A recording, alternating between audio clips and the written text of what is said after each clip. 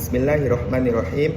Assalamualaikum warahmatullahi wabarakatuh. Sebelumnya perkenalkan, saya Muhammad Rafi Abdul Ghani dengan NIM 124203001 dari PBA 3B. Yang mana pada pembuatan video kali ini untuk memenuhi salah satu tugas mandiri dari mata kuliah Nahwu Mutaqaddim dengan dosen pengampu Bapak Dr. Dedi Wahyudi MAG dan Bapak Dr. Endang Munawar MAG. Yang mana saya kebagian materi tentang mustasna. Apa itu mustasna? Mustasna ialah al-mustasna ismun mansubun yaqa'u ba'da adatin min adawatil istisna'i li khalifa ma qablaha fil hukmi, yaitu isim yang dibaca nasab yang jatuh setelah adat atau perangkat dari beberapa perangkat istisna untuk menyelisihi sesuatu yang sebelumnya dalam hukum. Contohnya di sini hadoro ar-rijalu illa zaidan. Nah, zaidan di sini sebagai mustasna dibaca nasab, nasabnya itu dengan fathah karena isim mufrad. Wa yusammal ismul ladzi yaqa'u qabla adatil istisna'i mustasna minhu. Sedangkan isim yang jatuh sebelum adat istisna itu disebut mustasna minhu, yaitu di sini isim yang jatuh sebelum adat istisna ialah ar-rijalu. Nah, ar-rijalu di sini disebut mustasna minhu, illa adat istisna dan zaidan mustasna. Lalu apa sajakah adawat al-istisna itu? Adawatul istisna itu ada 6, yaitu illa, ghairu, siwa, ada, khola, dan hasad. Nah, masing-masing dari setiap adat ini memiliki ketentuan yang berbeda-beda. Bagaimana ketentuannya? Mari kita simak bersama-sama. Yang pertama itu mustasna dengan ilah, yang mana mustasna menggunakan ilah ini ada 3 hukum.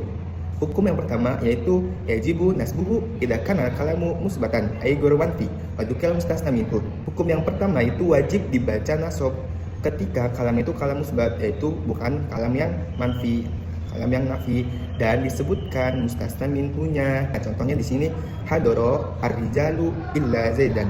Nah, di sini kan kalam itu kalam musbat, itu tidak nafi, dan juga di sini kalamnya itu kalam tam, ya teman-teman, kalam tam yang telah sempurna, dan disebutkan wadukirul mustasna minhunya, dan disebutkan mustasna minhunya. Oleh karena itu dalam jumlah ini mustasna itu dengan ilah wajib dibaca nasab. Ya, di sini itu mustasnanya zaidan. Zaidan mustasna dengan ilah dibaca nasab, nasabnya dengan fathah karena isim mufrad. Nah, mustasna minhunya itu ar-rijalu. Contoh yang kedua, qara'tu as-suhufa illa sahifataini. As-sahifataini menjadi mustasna, dibaca nasabnya dengannya karena isim tasniyah. Dan mustasna minhunya itu as-suhufa. Itu hukum yang pertama. Nah, hukum yang kedua yaitu yajuzu nasbuhu au itba'ul mustasna minhu fi i'rabihi ala annahu badalun idza kana kalamu manfiyan wa dzukira mustasna minhu. Hukum yang kedua itu boleh dibaca nasab atau boleh juga mengikuti kepada mustasna minhunya dalam hal i'rabnya, yang mana dalam hal ini itu menjadi badal. Mengapa demikian? Terjadinya demikian yaitu karena ketika kalamnya itu kalam tam dan kalam manfi, bukan kalam musbat. Pertama kalam musbat. Nah, yang kedua ini ya jujur itu boleh nasab, boleh juga mengikuti kepada mustasna minhunya ketika kalamnya itu kalam tam dan kalam manfi, dan juga disebutkan mustasna minhunya. Contohnya yaitu maqama ahadun illa zaidan. Nah, di sini kalamnya itu kalam manfi, terdapat huruf nafi yaitu ma, dan kalamnya kalam tam. Nah, yang pertama itu di sini ada nasbu, dan di sini mustasna yaitu zaidan, zaidannya dibaca nasab. Nah, nasabnya dengan fathah, mustasna minhunya itu ahadun. Ini contoh yang pertama. Nah, boleh juga si zaidannya itu dibaca zaidun, maqama ahadun illa zaidun. Nah, zaidun ini dibaca mengikuti kepada mustasna minhunya itu ahadun, yang mana zaidun di sini menjadi fa'il, baca rafa'nya dengan dhammah. Sekarang hukum yang ketiga. Nah, hukum yang ketiga itu yu'abu bihasbi mauqihi fil jumlati idza kana kalamu manfiyan wa lam yudkar mustasna minhu.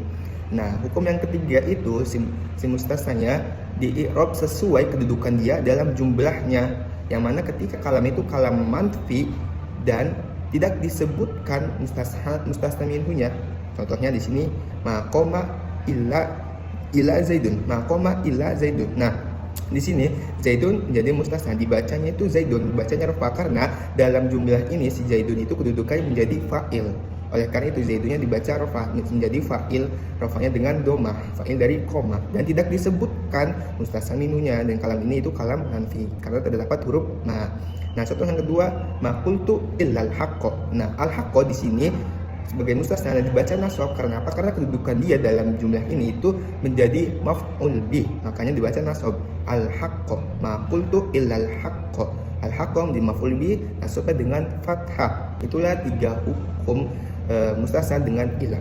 Sekarang mustasna dengan ghairu dan siwa. Bagaimanakah mustasna dengan ghairu dan siwa? Yakunul ismu ba'da ghairi wa siwa majruron daiman bi tibarihi mudhofan ilahi. Isim yang jatuh setelah ghairu dan siwa itu selamanya dibaca majrur, dibaca jar, karena menganggap ia sebagai mudhof ilaih.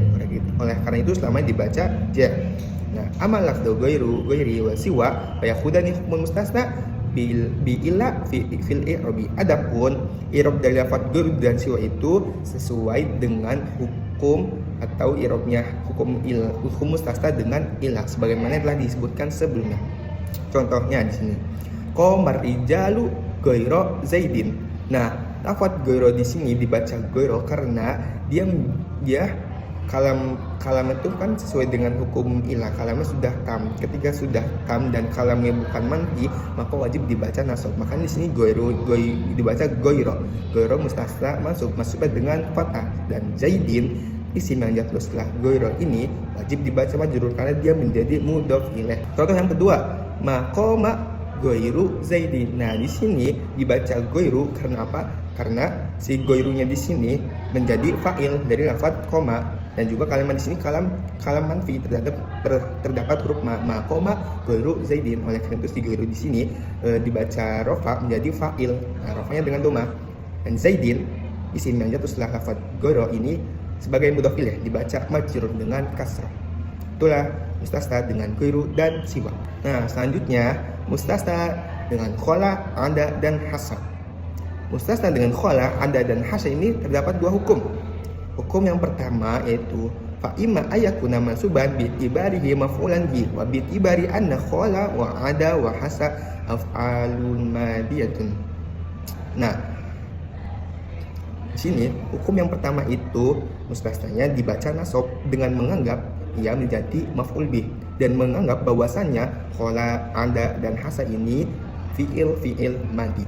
Contohnya ada ta'iratu, ada ta'irotan. Nah, di sini ada di contoh ini itu dia dianggap sebagai fi'il madi. Nah, fa'il itu dhamir mustatir. Nah, ta'irotannya dibaca nasab karena dia menjadi maf'ul bih dengan dibaca nasabnya dengan fathah. Ini contoh yang pertama, bahwasanya si ada ini menjadi fi'il madi. Fa'ilnya dhamir mustatir, dan ta'irotan dibaca nasab sebagai maf'ul bih. Nah, hukum yang kedua, ketika mustasna dengan ada, khola, ada, hasa itu dibaca jar atau majrurun bi tibari anna khola, ada, hasa hurufu jar. Bahwasanya hukum yang kedua itu mustasnanya dibaca majrur. Karena apa? Karena dengan menganggap bahwasanya si khola, ada, hasa itu huruf-huruf jar. Contohnya ada ta'iratu khola ta'irotin.